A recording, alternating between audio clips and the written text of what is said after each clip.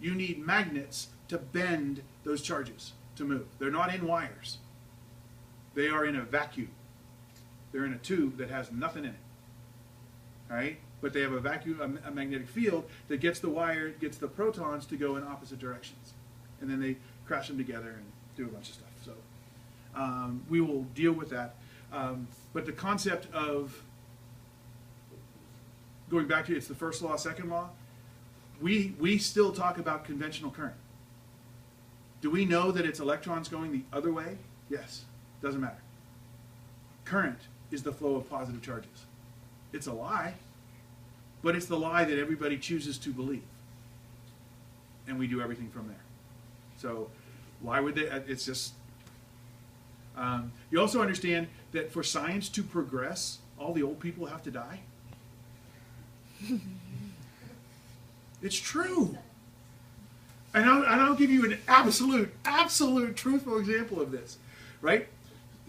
You all know when I talk about CERN, what I'm talking about? The project in Europe? Okay, it's the Center for European Nuclear Research, but that's research nuclear. That's C-R-E-N. C-E-R-N. Man, I can't spell. And I still have 5 to 9 to be a jack of the box, and it's going to be a long night, right? Center for European Research Nuclear, C-E-R-N. It is where we are looking into what the atom is made of, what quarks are made up of. We're looking for the Higgs boson. Why do we have gravity? How does gravity work? Can we make anti-gravity machines? I mean, there's all kinds of things that this research is going in towards, right? But they do a bunch of other experiments. And they did one experiment where they sent a particle from France to Italy.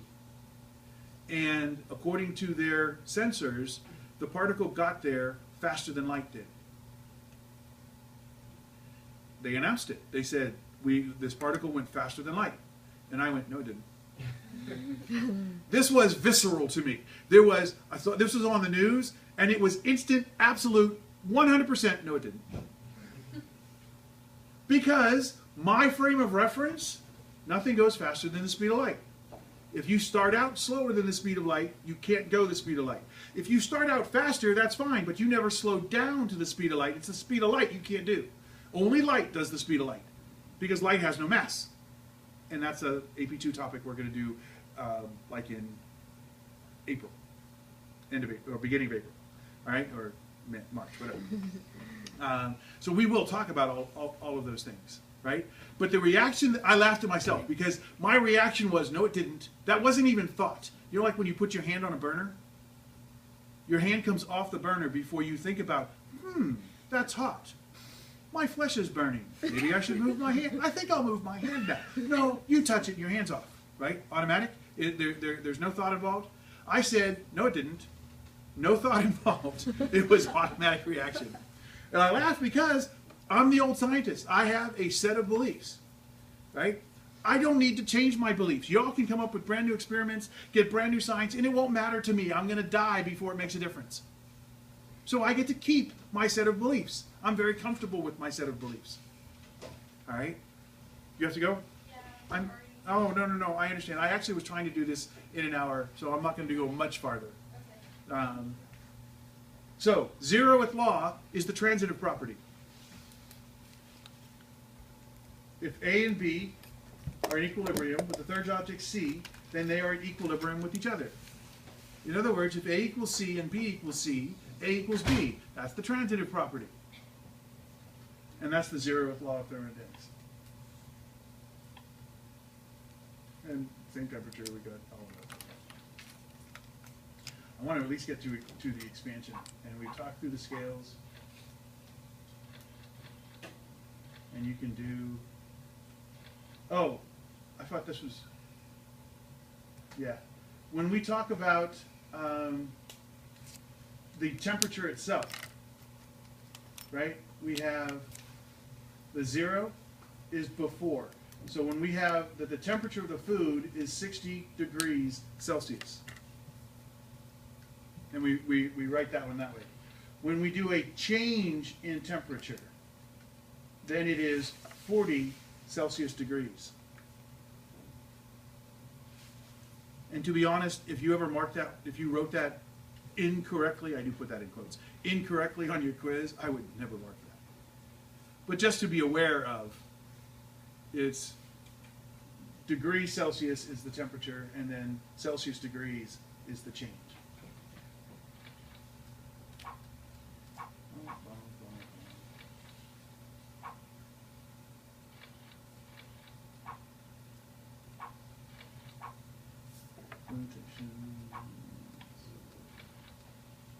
We talked about all that.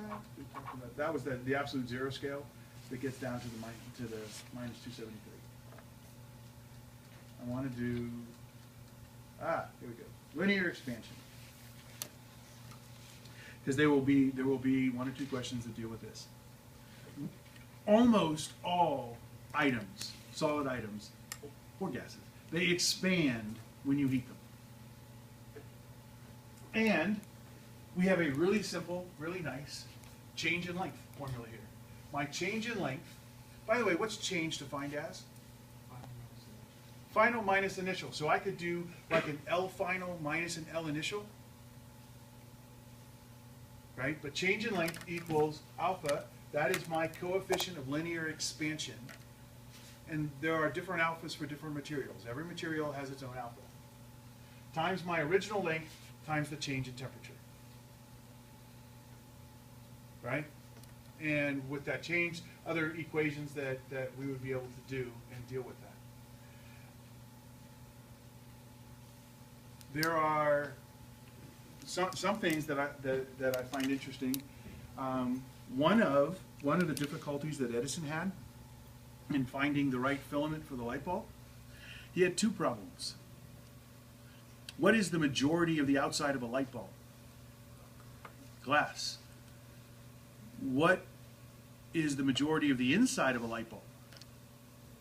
Metal. And don't I have to put the metal through the glass? Yeah. At some point, there are 2 wires that have to come through the glass. Yes? Okay. Next thing. What's inside the glass? Oh, well, not a vacuum, but not air. If I put air inside the bulb, and you can do this, just take a glass, a light bulb that works, and very carefully break the glass. Then turn it on.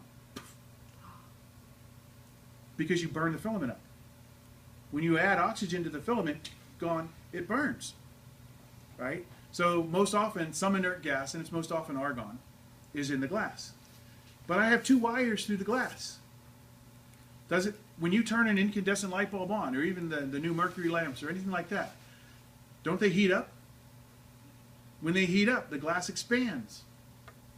If the glass expands at a different amount than the wires expand, you make a hole in the glass. And air gets in, and your light bulb goes out. So one of the things they had to find is what alloy, what mixture of metals can you use that have the same thermal, I was going to say thermal, so anyway, the same thermal expansion as glass, because you need to not have air get into the light bulb. Right? Lots of physics has to go into all of those things. All right, so iron has a different one. They have different expansions and different problems. Where is this going to go?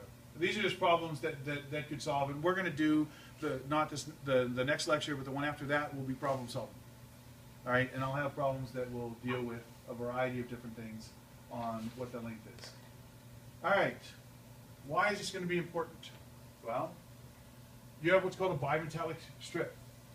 I have brass on the one side, iron on the other. If I cool it, it's going to bend this way. What does that mean? That means the brass shrinks more than the iron. Or when I get it hot, the brass expands more than the iron. Brass has a higher coefficient of expansion than iron does. When I glue these together, it means it's going to bend. Well, why would that be important?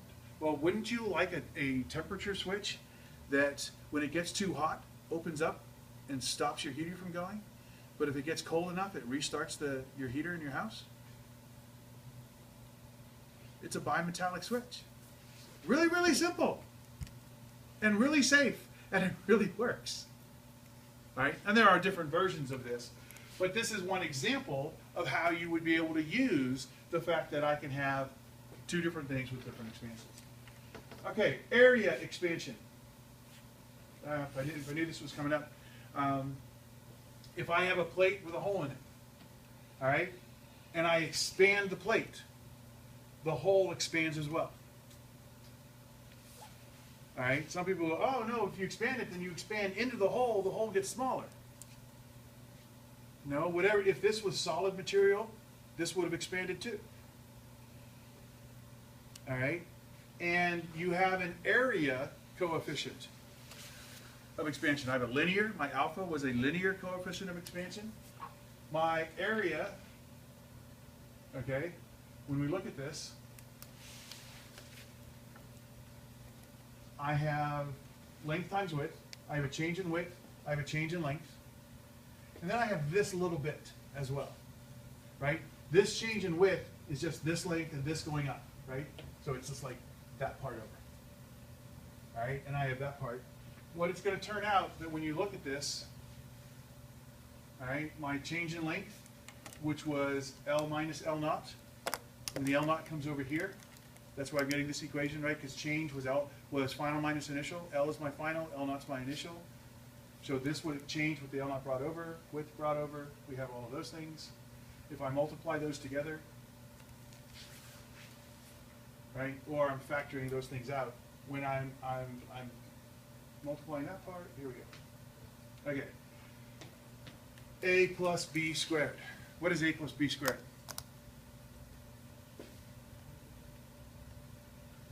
Isn't it A squared plus 2AB plus B squared? That all makes sense? Right? Well, if B is a really small number, what's B squared? Really, really small.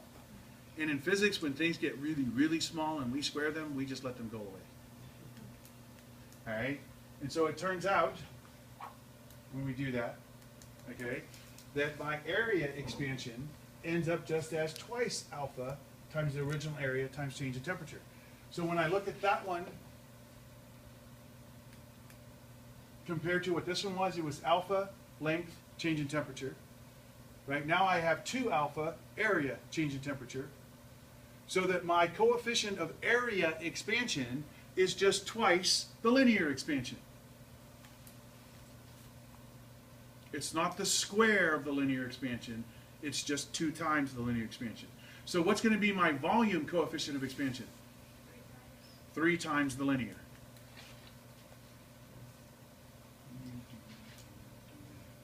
And you get that beta is your volume expansion, and it's 3 times alpha. And they have examples. Now, why is that going to be important? Okay. You all drive, right? How many of you actually pay for the gas that you put in your car? So you just fill it up and drive off and you don't pay anybody? You just steal it? No, okay, I understand. Your parents pay for it, but whatever. Sorry. Here's something you don't want to do, right? It's late at night, it's really cold, and you fill up your gas tank. And then you do, they say don't, get it to an even dollar. When it clicks off, just let it click off. But you don't do that. You want it because this is your parents paying for the money, so so you want to make sure you get all of it because the next gas tank you have to pay for. So you're going to really fill this one, right? So you fill it all the way up. You do that one, and you're 3 seconds from home, so you drive home, right? And then you leave it there overnight. Everything's fine. Next morning it's fine. You don't go anywhere, right? But the sun comes up, so now it starts to heat. All right. And your gas tank is metal. It will expand. But the liquid gas expands a whole lot more. If you filled it and topped it off, the liquid gas expands and overflows your gas tank all over your driveway. So it's not really a good idea, unless you're driving right away, to actually try to overfill your gas tank. Because if it gets hotter during the day, you will lose all that extra that you put into the gas tank. Because it has to go somewhere. All right? All right, so we have done a bunch of things. These are just going to be problems. We will stop at this point.